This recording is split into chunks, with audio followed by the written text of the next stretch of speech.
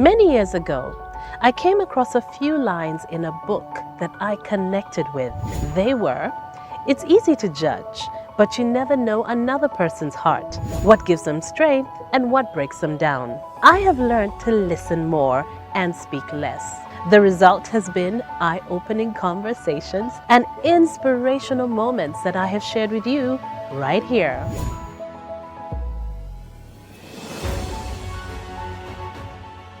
Welcome to another episode of Crystal One-on-One. I am Crystal, and today I am sitting across from entrepreneur, fitness instructor, and mental health advocate, Gerry Opoka.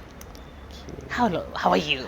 I'm fabulous. You're I'm fabulous. Absolutely fabulous. I'm always fabulous. I said Gerry Opoka. Most people call you Gerry. Yes. But now there's a Mrs. So Yes. Are we adding on that name? Yes. And I mean, I can imagine that it would also be a lovely thing to say, you know, I am now Mrs. Sebunya. Yes. And there will be people who will address you yes, that way. and it actually is a beautiful thing for me to say I am Mrs. Sebunya. Darling, that's quite an interesting nickname. Was it because you were sweet and always smiling? Maybe I was cute. I was, you know, but I did not see myself like that ever. And I always found it, you know, funny when, especially, I was slightly older and I would meet some of these people who would just call me darling. Like they'll just say, darling. I'll be like, who are you calling? It's interesting that you never saw yourself that way. How do you see yourself, or how did you see yourself then? I was just all over the place, not doing any darling-y things. Like I wasn't your sweet child, or at least I didn't think I was that child. I was mischievous. I was always, you know, my mom was always screaming at me to, maybe she wasn't actually. Now when you think back. Yeah, maybe. Did you get in trouble a lot? No. Then maybe I did you not were actually. darling. Maybe I wasn't darling. After all. I don't know but why. you were just minding your business. Yeah, exactly. I was just minding my business, not trying to be a darling. So Okay. it's like, I don't know. So this was like aunties and uncles. Yes, aunties, uncles, people who are quite close to the family Okay. who called me that. Okay, yes. what about your siblings? How many are you? Oh, Are you there's the oldest, youngest? So my father had 11 children, Okay. and 2 have since passed on. This is all of us, including my step siblings. 2 have since passed on. So there's 9 of us Okay. left now. Yes. All right. And we Did you grow up together? yes, we grew up in the same house. It was a huge house at the top of Mienga Hill with like this whole bunch of children. Plus all the neighbors, you know, we were like a whole huge community of children. So Oh, nice. yeah, it was very nice. It was Okay, very, all very right. And where did you go to school? nice. Buganda Road Kampala Kindergarten, of Okay. course, like The famous like Kampala every cool Kindergarten. person. Yes, I didn't go to Kampala Kindergarten. I'm cool. Oh, I'm so sorry. No. So Kampala Kindergarten, Buganda Road Primary School until I was in P6. Then Stella Maris Primary School, boarding school in Kokonjeru. Okay. Then So from Buganda Road to boarding school. I played around too much. Okay. And my grades were really nasty. I remember we were in classes, there was about 90 of us in a class. Like looking back, I was like, 90 to 100. like how did we even manage? And I was always like, if we were 95, I was always like 90, you know, the 91st Oh my. or 90. And I remember we'd get our reports and then people would say, how did you perform? I say, I was the 4th from the back. And now looking back, I was like, how unserious was that? And my dad thought, these kids are playing too much. They need to go to boarding school. So we're shipped off to Stella Maris. I got to school and there was a thing called reading of marks where you all sit in the main hall and the teachers go class by class, reading who was the best, who was average, and the rest of you who needed to be caned. And the caning was done not by one teacher.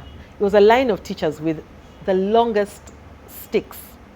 So like you lie down, then get up, move? Yes, move. Lie down again. Then You literally crawl from teacher to teacher. Poop, poop, poop, poop. I just thought, and they used to bring those canes, the same canes that they used to make chairs. There's some chairs that they make with, yes, they'll bring a truck load a truckload of, canes. So every time they would cut bits off and distribute to the teachers. It was like they were giving them pens or chalk. It was to cane us. So I quickly realized that it was a do or die. If I had to save my behind, I was going to not play. Okay. And just like that, I just... So your dad was right. Yeah, unfortunately, he was very right. And I just I did not just do better. I was first and second all through the 2 years. And that's where you sat your P7? That's where I sat my P7. And I got a perfect 4, like a good 4. What? I know that I probably got 99s and 100s. I knew I was getting a 4. Like there was no doubt in my mind. Even if I was living in this day with all these weird 4s, I knew I was getting a 4. Like it was that. So to go from like being 90 something in a class to getting a 4. Yeah. Tough love really works sometimes. Eh? It does. It does. And I know we don't that, see a lot of that in the world today. Yes. And I know that my personality is one of those that when things are about to completely fall off, then I tap into my super brain. It's in there somewhere, but sometimes I don't. You can't be bothered. Yeah, I can't be bothered. And But that was a wake up call, thing. nice and early in It life. was, yes, it was. And then from there, with my 4, I went to Budo. Okay. Of course, my dad was upset because he wanted me to go to Namagunga, a Catholic school, I wanted to go to a boys' school, So I got in and I was shocked. I was so shocked by... Because I know Budo is well known for the fact that there were so many boys and always just a very few girls. limited number of very, girls. Very few girls. So you walk into, and then the boys are just boys. They're loud. They're, they tease us, and then you find that everything in the school, the administration, the classes, everything is on the boys' side of the school. So you're like these little specks of things in the wrong place. Like you stand out, and you're trying. So every day, you try to diminish yourself so that you're not seen, and yet you have to be seen also. So you're doing the two things at the same time. Okay. If you have to survive, you have to be seen, you have to answer questions in class so that people stop picking on you. You have to speak up so that people stop picking on you, and yet when you walk out of the class, you sort of want to disappear also so that you're not seen and picked up on. So it was an interesting balance. It was. But it's kind of like the world out there. What we're trying to change it, but Yes. still living in a very male-dominated, working in male-dominated spaces. You come to the workplace and you struggle with, when do I speak, when do I not speak? When am I too much, when am I not too much? So yes, it was kind of like that. Okay. Yeah. So but it was good. It was very good? good. Yes, it was good. All right. Yeah. So I guess we till make the S4? best. Yes, still S4. We make the best of the situations that we find ourselves in, and there has to be a good somewhere in that. Yeah. Budo till S4. After S4, What happened? I went to Progressive Secondary School. That school was like nothing I'd seen. We had children from all walks of life. We had children who would literally walk out of the school at 3 p.m. Like they're just tired. They're just going out to, I don't know, do what. Then there are those who went out dancing. Like you had them wake up, get dressed, walk out. They would literally just pick up a few towels, put them down in the drainage thingy, and crawl through. Go out dancing and come. And of course, you could not say anything. You could not report them. But yeah, we were with them for 2 years. We were with them for 2 years. So are you trying to say you were never one of the kids No, who never. did? I just could not even So what happens when you come You out need on to the come other back, side? though. When you come out on the other side and you're in a dark place, in a plantation. So they'd go and come back, and life was okay. So I was like, wow. There was so much freedom to do whatever you wanted. I remember, this was also really funny. We had wooden classrooms. Okay.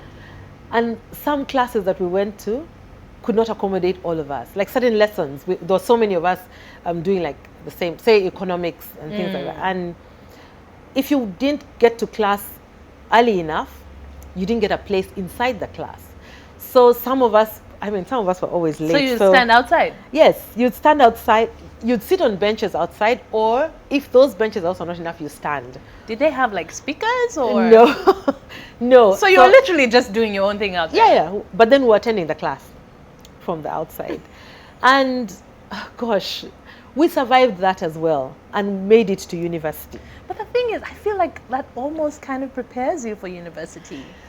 In a way. In terms of the freedom and... Actually, in a big way. Pushing you to be responsible. Because if we didn't make it to class, the teacher did not know, you know? But then we knew we had to be in class. And same thing in university. If you didn't come, no one was going to come and, you know, cane you like, you know, they did in primary school. But you had to be there. And also the freedom that we had. You, at some point, had to say, okay, we had no dining hall. So you go get your food and eat, like disappear anywhere. That's why sometimes maybe it was easy for some children to walk away. The boys' dormitory was in a different plot of land. Between us and the boys' dormitory was someone else's land with like a walkway. So in between, they could go off. You know, they could go off. So it did prepare us for life outside university, where we had to take care of ourselves. There were so many interesting stories there. There were so many. There were so many. But yeah. So you said you made it to university. That's Makerere? Yes, Makerere University, business administration. I did the evening class, and I loved it so much because when class started at 6, ended at 9, and then you had the whole day. We partied all night, slept all day, and went to school. I didn't work.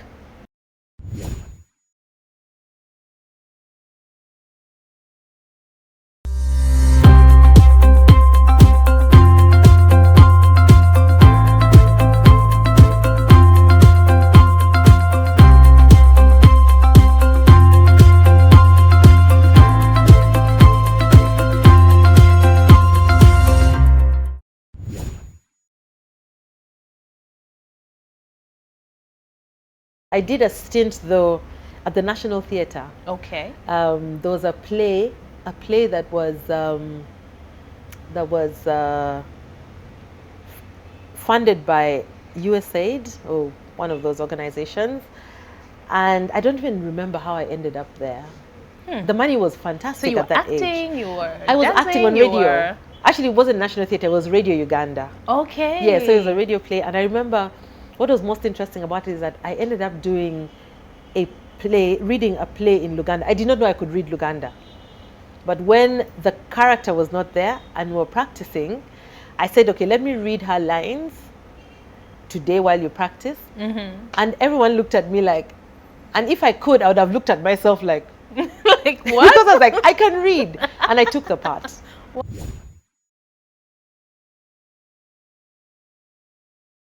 I will be the first to say that after my undergraduate degree, that was it. That was it.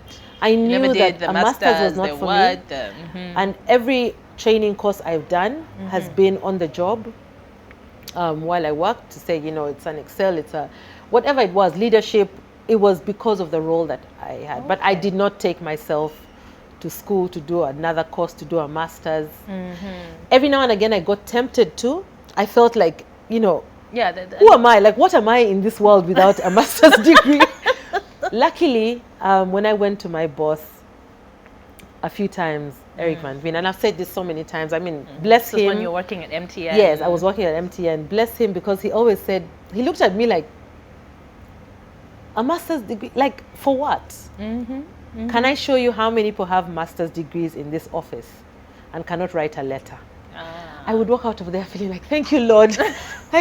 I survived. And anyway, now I know that, you know, it's not, if you can learn from experiences that you go through, you know, learn as much as you can on the job and from life. Maybe sometimes, depending on what you're doing, the masters and the additions, you know, they can come in handy. Yeah, but they they're can. not necessary. Sometimes they're not very relevant to. So you were in the marketing department. Sales. Yes, okay. Business sales. After university, I got a job. I actually worked with DFID, Okay. which is Department for International Development with the British government, for 6 months. I went in for a 4-day temping job, Okay. which became 2 weeks, which became a month, which became 6 months. Because every month they were like, okay, someone has gone on leave, go and do filing, go and sit in take for them newspapers here. around, and then go and work in accounts and so on. So it was fantastic. It was really, really nice. Cool office and everything, straight out of university. I worked with my uncle, Dr. Alike, at his dental practice. I was at the reception. I saw so many fabulous people. I interacted with, some really cool people, patients who came in. Then I got a job with, I remember, Africa Online. Yes, Yes, I Africa remember. Online. Yes, Africa Online. And I worked with them for 1 month. During that time, yes, during that 1 month, I also applied for a job at MTN. Ah. And when MTN came through, You're like, bye. no, What? I was like, how? That company is so big. I think I like my office here. It was like on 1 floor. There was probably 30 of us, and I was the office administrator. I was a boss in this little office. I was like, I don't want to go to the big bad one. And I was At dating. the time, everyone wanted to be. Yes, MTN was the company. Those things taught me a lot about myself and how much I did not have confidence in who I was. I really avoided going to that, taking that job. And I was dating Oscar then, and he always said, what is wrong with you? Call now, go and, do the interview, follow up and things like that. When I got the job and finally went, I remember I called so many people asking. It was an administrative role, a sales administrator, supporting the sales, the account managers, who are the people who actually went out in all their swanky, cool cars, to visit clients. I wanted to know for sure if my job did not entail me speaking to clients, because I did not think I could speak to people. What? I know. I got in and I started work on a Monday. On Wednesday, we had a meeting, a departmental meeting, and the head of department said some changes were being made, and all the sales administrators had to call clients. You're like, what? This is what I've been avoiding. How can I? During my first 3 months, there was also a huge training. We had trainers that came in from the UK. They worked with British Telecom for so long. So they came to teach us on how to do business sales, how to sell one organization's solutions to another organization. So it's not me selling a phone to you. What I tell you is different from what I tell an organization, how it's going to save their, bottom line and efficiencies and so on and so forth. So when they came and did the training, it was also to align us to the roles that we best fit in, regardless of where you were at the time. Yeah.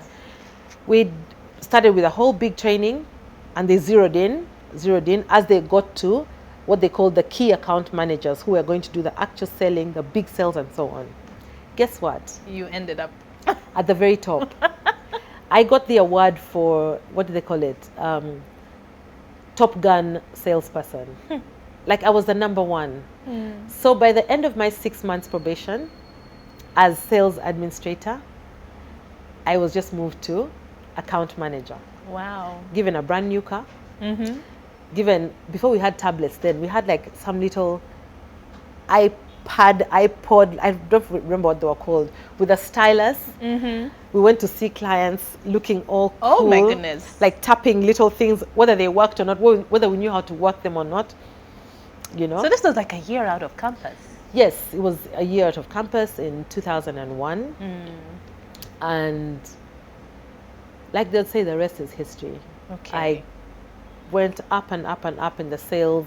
How long were you with MTN? I was with MTN for 9.5 years. Wow. Yes, for 9.5 years. And by the time I left, the last 3 years in MTN, I moved to the marketing department. I started a new section, which was customer retention.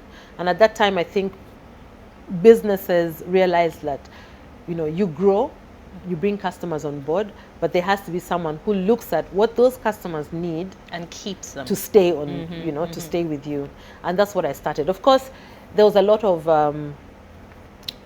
it caused a bit of discomfort because anything can make a customer uncomfortable. It could be the network, it could be a supplier on your network with staff members using your SIM cards, but you're not paying them for services they've offered.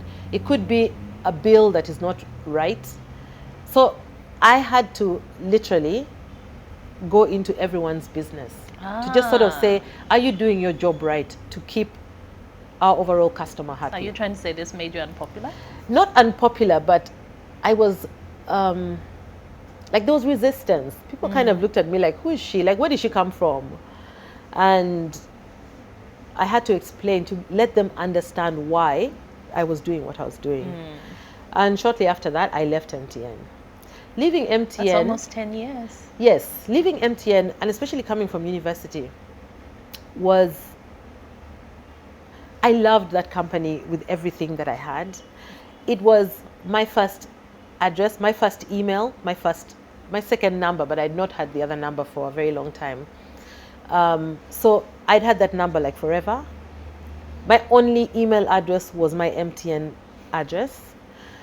And my box number was my MTN box number.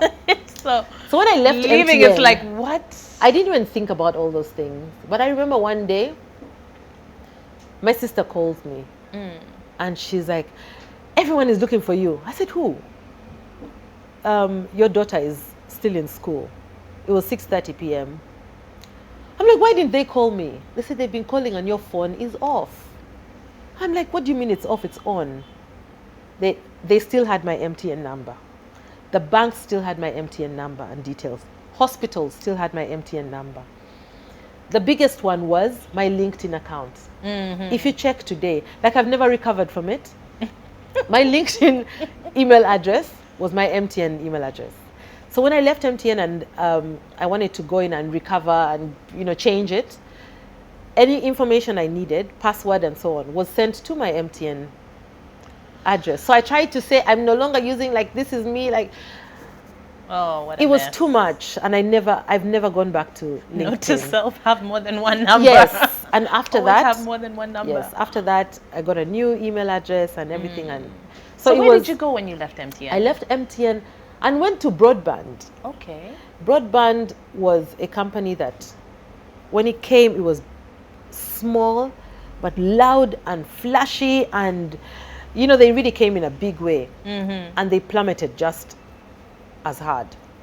So for me to be asked to go to broadband from MTN, the great MTN, I'm guessing they promised. They promised, but then when I went into that job, they said, we don't know how long we're going to stay. What? Yeah. They said, we don't know how long we're going to stay, but we will pay you. We're going to try and revive it. I was also done with MTN. Like, I felt it was like, time for the move. yeah, it was time for the move. And I remember thinking, if I'm feeling like it's time for the move, where am I going to go? Like, what is life outside MTN? When this opportunity came, I was like, I will take it and just see where it takes me. The money was fantastic.